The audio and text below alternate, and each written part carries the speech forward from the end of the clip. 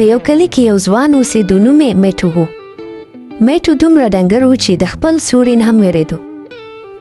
د میټو پلار به هر وخت په خفه ناست و، ویل به یې زما زوی خو د باد یونګسي. یو ورځ د میټو مور یو ایډیا ورکړه: سړی، ما یو پیغله لیدلې ده، پښتو نوم یې دی. پښتو ماشاءالله داسې غټ او تکړه و چې د یو کور راشن یوازې خوړلی شو. د میټو مور او پلار د پښتو کور ته لاړل او د واده خبره یې پخه کړه. میټو چې کله پښتو په اول ځل ولیدله نو د حیرانتیا نه یې خوله وازه پاتې شو. واده وشو. میټو په تخت داسې ناست و لکه د پښتو په څنګ کې چې یو وړوکی نانځکه له هغې ایښې وي. پښتو چې کله کور ته داخله شوه نو په هر قدم یې د خټو دیوالونه لړزېدل. د کلي ښځو به په پټه خندل: دا د میټو ښځه ده که د غنمو بوجۍ. د کلي ماشومانو به د پښتو په شا پسې خندل او له غټه غټه اوبه یې ورپسې کول. پښتو به په یو کونج کې ناسته وه او ژړل به یې: ما باندې ټول کلی خاندي. میټو د پښتو په اوږه لاس کېښود او ویې ویل: پښتو، ته خفه کېږه، زه ستا سره یم. پښتو خپل یو زوړ کمیس ولید چې اوس ورته نه کېدو، ډېره خفه شوه. میټو وویل: سبا نه به موږ ورزش شروع کوو او دنیا به حیران و. سبا سهار په وخت میټو شپیلوک ګهسمد: واه پښتو پاڅېږه، د ورزش وخت دی. پښتو په پټو کې داسې منډې وهلې چې ساه یې وخته او میټو ورپسې لکه د چرګ ګرځېدو. پښتو چې کله یوګا کوله نو په خپله خېټه داسې راوختله چې په پټ کې دوړې لاړې. میټو یو وړوکی کاڼی سجدر پورته کولو او پښتو د غنمو بوجۍ پورته کړه چې مخ یې سور شو.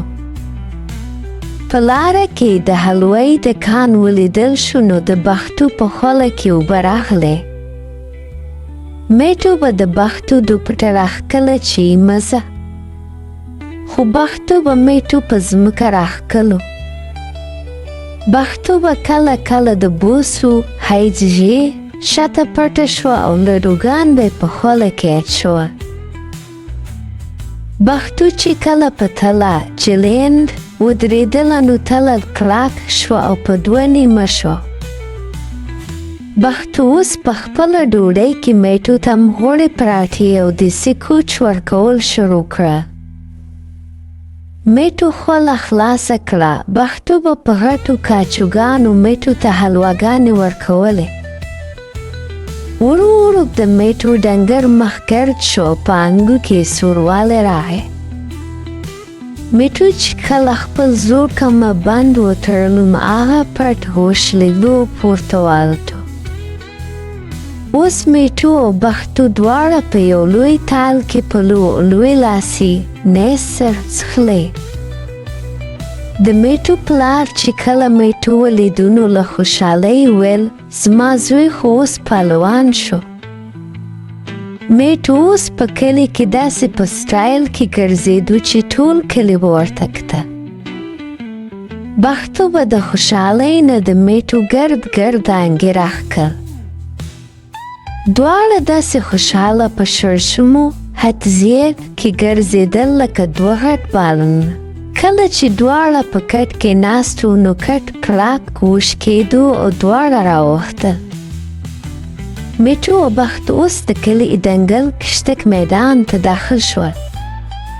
د کلي بدماشانو میټو ته په حیرانتیا کتل چې داسې وشول.